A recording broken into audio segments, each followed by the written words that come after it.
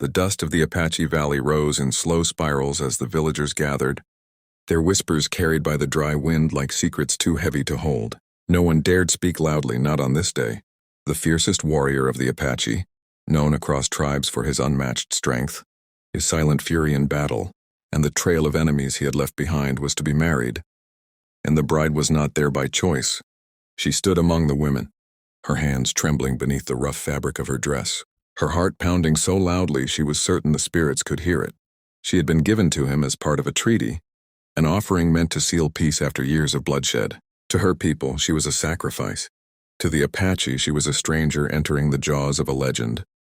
She had heard the stories. Everyone had. They said he never smiled, that he spoke only when death followed his words, that his hands were stained not just with blood, but with the fear of those who faced him. Children were warned to behave or his name would be spoken aloud. Warriors from rival tribes refused to meet his gaze, and now she was expected to stand beside him, to share his fire, his life, his bed. Her fear was not exaggerated, it was survival instinct screaming at her to run, even though she knew there was nowhere to go. When he finally appeared, the valley fell silent. He was taller than most men, his presence commanding without effort. Long black hair flowed down his back like a dark banner of war. His chest was bare, marked with scars that told stories no one dared ask about. His eyes sharp, unreadable, swept across the gathered crowd before settling on her. She felt it like a physical blow. There was no hatred in his gaze, no hunger, just something deeper, something guarded, something that frightened her more than rage ever could. The ceremony was brief. Apache traditions were not meant for spectacle, but for meaning. The elders spoke. The fire was lit, the spirits were invoked. And just like that, her life was no longer her own. She was led to his side, her feet heavy, her breath shallow. She expected his grip to be rough, possessive.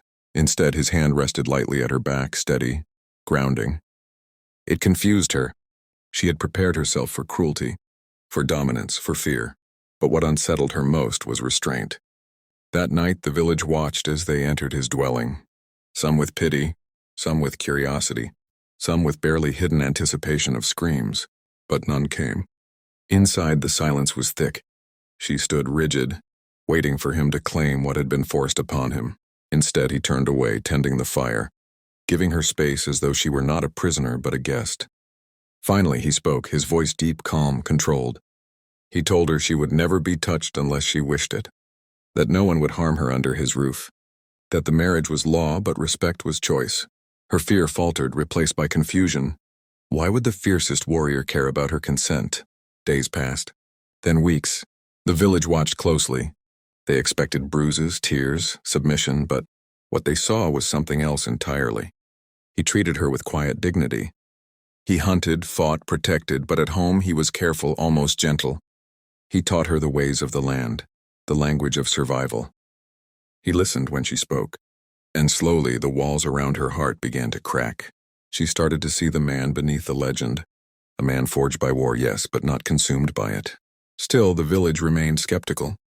Warriors are not judged by kindness, but by strength, and no one yet understood why the fiercest Apache had agreed to such a marriage.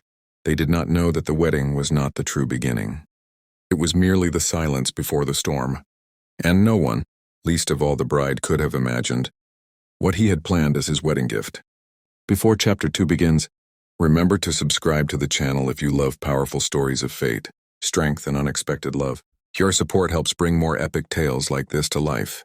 The morning of the gift dawned under a sky streaked with crimson and gold, as if the spirits themselves had painted it in anticipation. The village gathered again, uncertain, curious, restless. Among the Apache, a warrior's wedding gift was not jewelry or land. It was legacy. It was proof of worth. And when word spread that the fiercest warrior had summoned the entire village, the tension thickened like smoke before fire.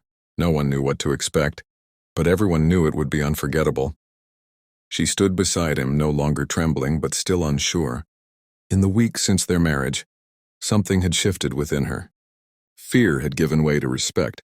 Respect to trust, and trust dangerously close to something more.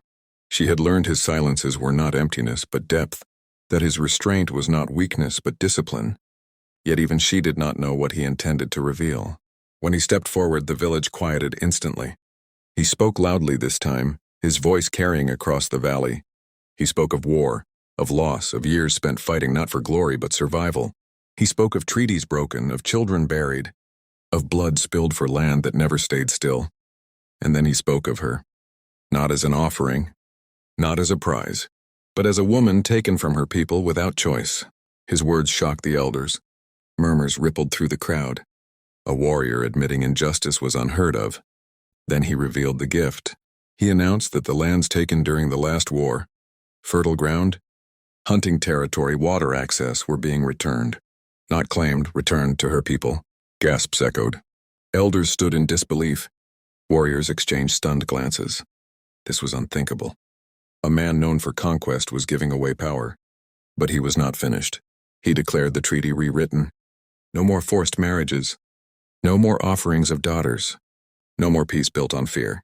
The Apache would stand strong or fall, but they would not steal lives to do it. Then he revealed the gift. He announced that the lands taken during the last war, fertile ground, hunting territory, water access, were being returned. Not claimed, returned to her people. Gasps echoed. Elders stood in disbelief. Warriors exchanged stunned glances. This was unthinkable. A man known for conquest was giving away power. But he was not finished.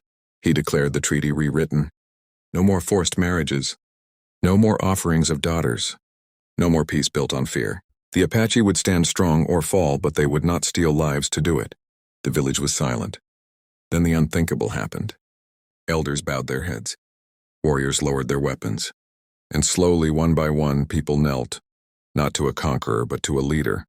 To a man who understood that true strength was not domination, but protection. She felt tears burn her eyes as she realized the gift was not land or power. It was freedom, hers, and the future of countless others. Later that night, as the fires burned low and the stars watched silently, she finally spoke the words she had been afraid to feel. She told him she chose him, not because she was forced, but because she saw who he truly was. For the first time, the fiercest Apache warrior smiled. Not the smile of victory, but the smile of peace. Their story spread beyond the valley, not as a tale of fear but of transformation, a legend not of blood but of courage to change. And the village would forever remember the day a wedding gift rewrote history. If this story moved you, inspired you, or made you believe in the power of unexpected love and strength, subscribe to the channel now. More unforgettable stories like this are waiting for you. Stories that prove even the fiercest hearts can choose light.